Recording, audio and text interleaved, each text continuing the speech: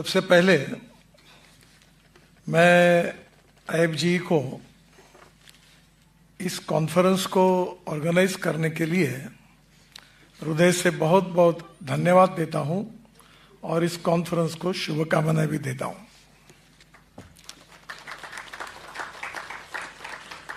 मुझे ज़्यादा बताने की आवश्यकता नहीं है कि आज के स्थिति में जो कुछ इंटरनेशनल सिनेरियो दिख रहा है और जो वॉर छिड़ी हुई है उसके कारण हमारे एनर्जी सिक्योरिटी का प्रश्न कितना महत्वपूर्ण है यह आप सबको एक्सप्लेन करने की आवश्यकता नहीं है।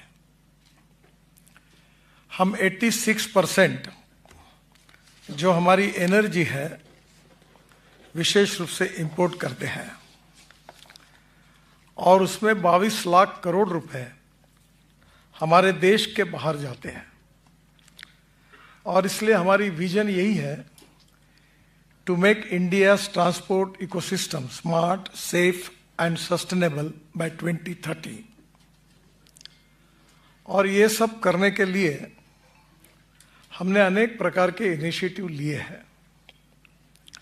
उसमें promote and include all non polluting fuels, जो ग्रीन फ्यूल्स है, नॉन पोल्यूटिंग फ्यूल्स है, इंडिजिनियस फ्यूल है और जो हमारे एग्रो इकोनॉमी को बूस्ट कर सकते हैं, उनको हमने बड़े प्रमाण पर प्राथमिकता दी है, उसका प्रमोट किया है और उसको आज सफलता मिलती हुई दिख रही है। Market based and need based approach ये हमारी विशेषता है। मुझे बहुत बार लोग ये प्रश्न पूछते थे जब मैंने पहले इलेक्ट्रिक व्हीकल को लॉन्च किया था तो कहा था कि ये रास्ते में बंद पड़ेगी तो इसको धक्का मारने के लिए आप आओगे क्या?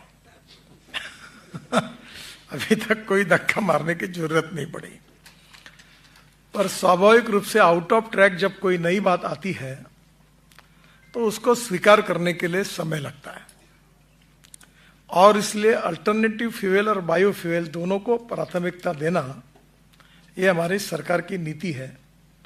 उसमें इथेनॉल है, मेथेनॉल है, बायोडीजल है, LNG, bio LNG, bio CNG, electric और हाइड्रोजन। अब आइसोब्यूटेनॉल की भी बात हम कर रहे हैं और ये सब कुछ करने के बाद में भी मुझे विश्वास नहीं कि कितना इंपोर्ट हम कम कर पाएंगे। तो पहली बात है कि मार्केट इतना बड़ा है कि स्काई इज द लिमिट। कोई भी इंडस्ट्री और बिजनेस में 4 बातें इंपॉर्टेंट होती है: proven technology, economic viability, availability of raw material and marketability of the finish product. जहां तक फिनिश प्रोडक्ट की बात है, आप जितना तैयार करोगे उसमें प्रॉब्लम नहीं है। इसका कारण उसके साथ इंटीग्रेटेड इकोसिस्टम डेवलप करनी पड़ेगी और क्वालिटी और क्वांटिटी के साथ टेक्नोलॉजी को भी इंप्रूवमेंट करना होगा।